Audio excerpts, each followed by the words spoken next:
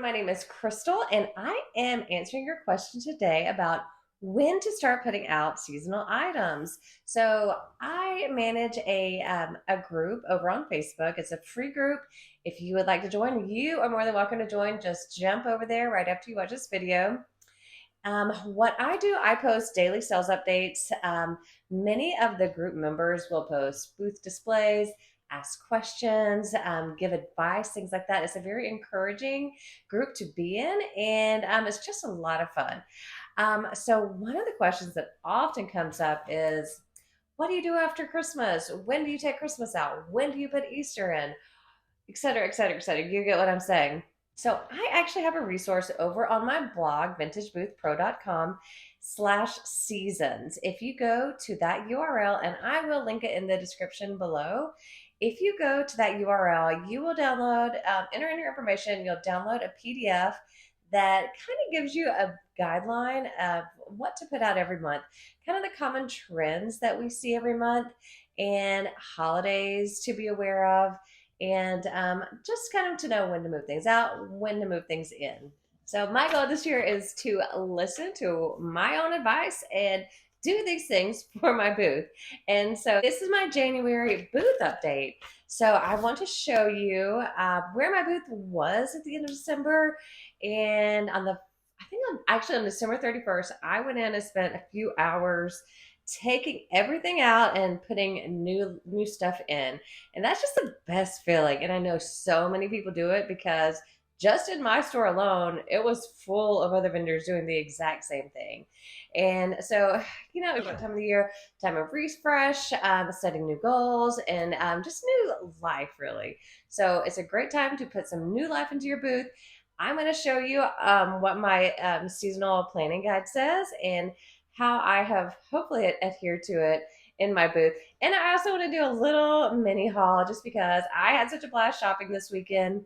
And when you have the guidelines of knowing when to put what out in your booth, and knowing your buyer personas and the kind of things that those people that you're targeting for your booth buy, it helps with shopping so much. So I just want to share that this very small haul. I'm not sure that I'll be able to get it all into the booth um, before this video airs, but I'm sure you'll see some of these items throughout the next couple of weeks, especially if you are in my group. Hopefully you'll see some of them sell.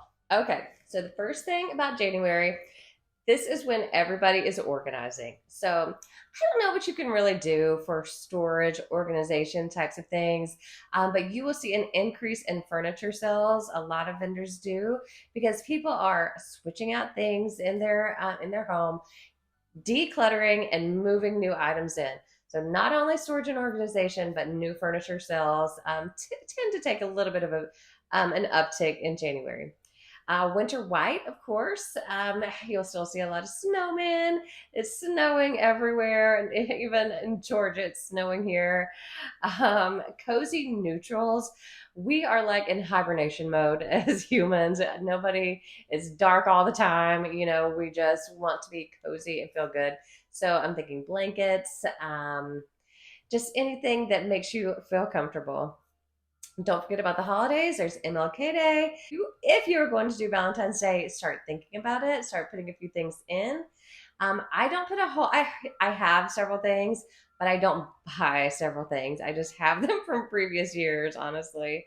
And one thing to remember is Easter is March 31st, so it's early this year. So I actually have already put bunnies out. All the bunnies I've been collecting throughout the year are in my booth right now, and it is middle of January.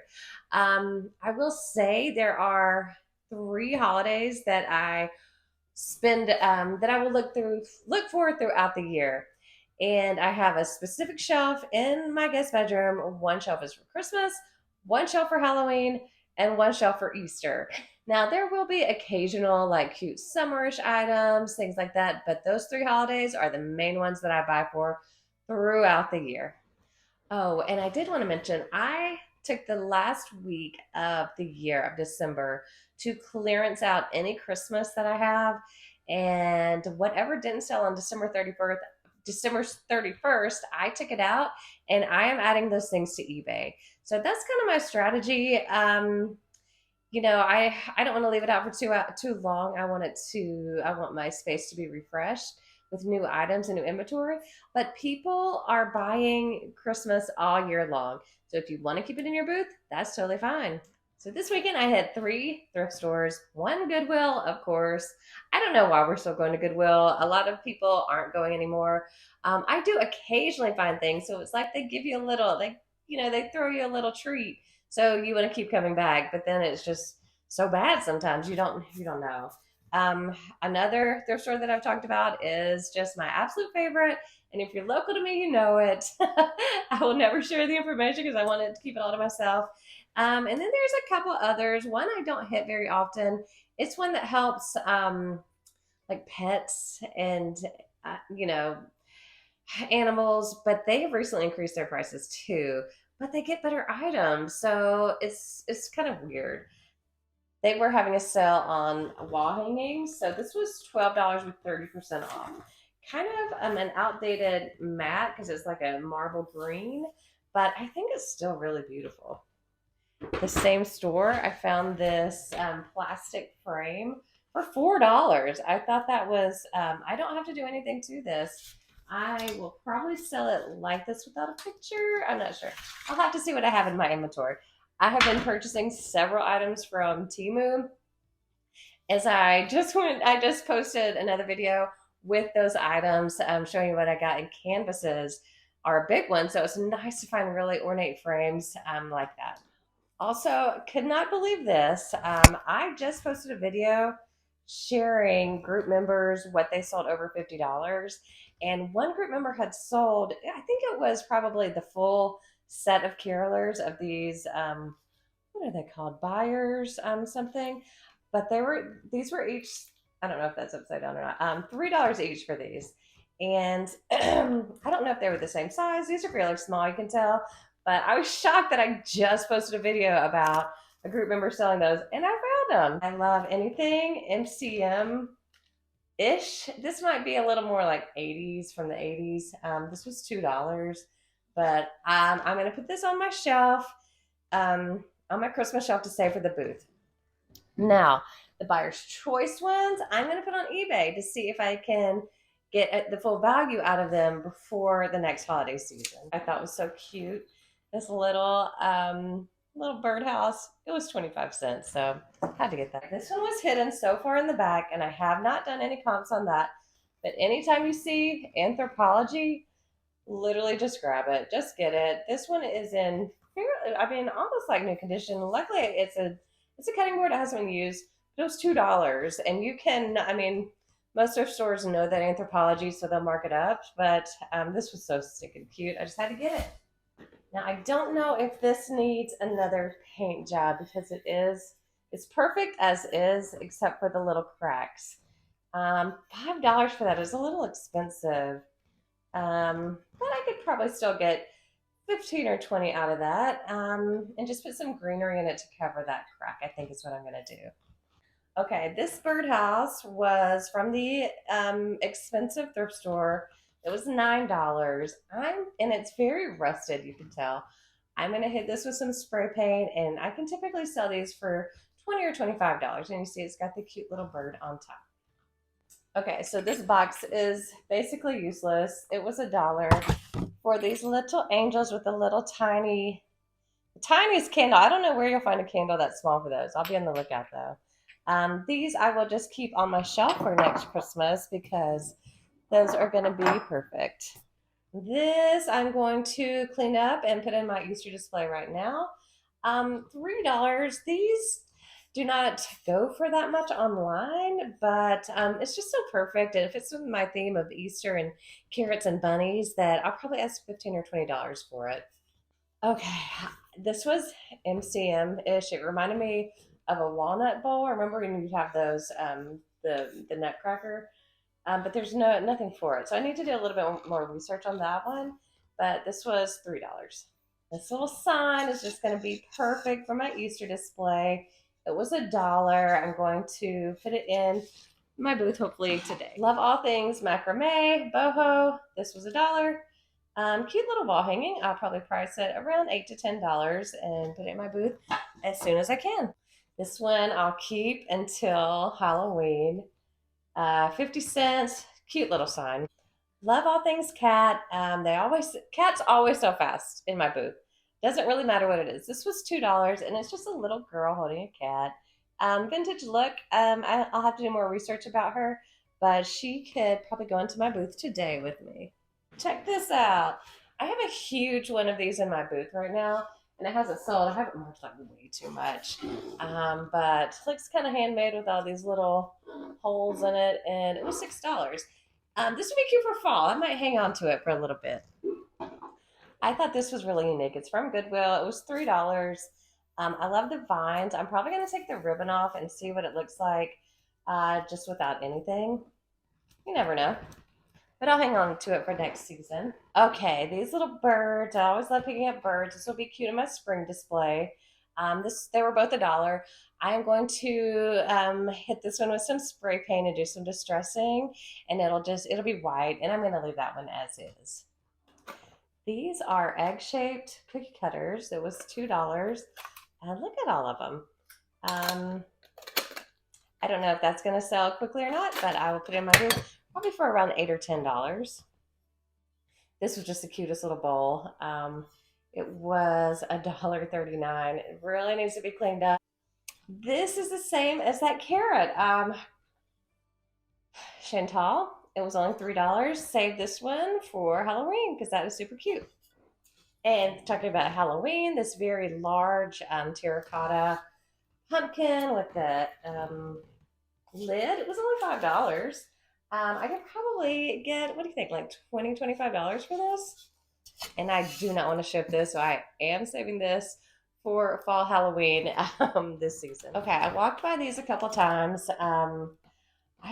These have sold fairly well, but look how cute these are. They're like the differing heights. They were $5 each, so probably 15 to 20 each for those. And the last two items are the best things that I found. I forgot this elephant lamp. This was hidden in one of the things. This was from the more expensive store, so this was $7. This will fit in with my Asian section in my booth, so I will get that cleaned up and take that in ASAP. The elephant was hidden in this vintage picnic basket. It's got some damage right there, and these are metal, and it's got this little stand in it. So it was $15. It was from the more expensive store, but I have seen these for $45, $50. I don't know if people buy them for that, but I have seen them in my store for that. But I have gotten another picnic basket, so that's going to be really cute for summer display. And the last thing that I found was this gigantic crock. I don't know why it just has that mark, but it was only $5. And I haven't inspected it super closely, but I just loved it. I might keep this one, honestly, because it's the perfect thing like to keep your your kitchen utensils in.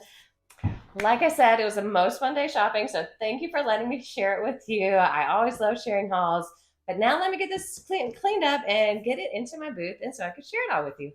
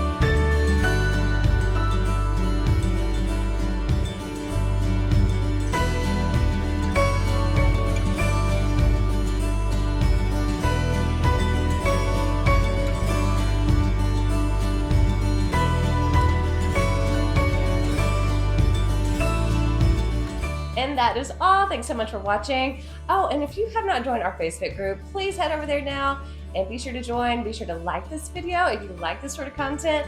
And I am going to link up some other shop with me vintage haul types of videos, and I will see you on the next one. Thanks for watching.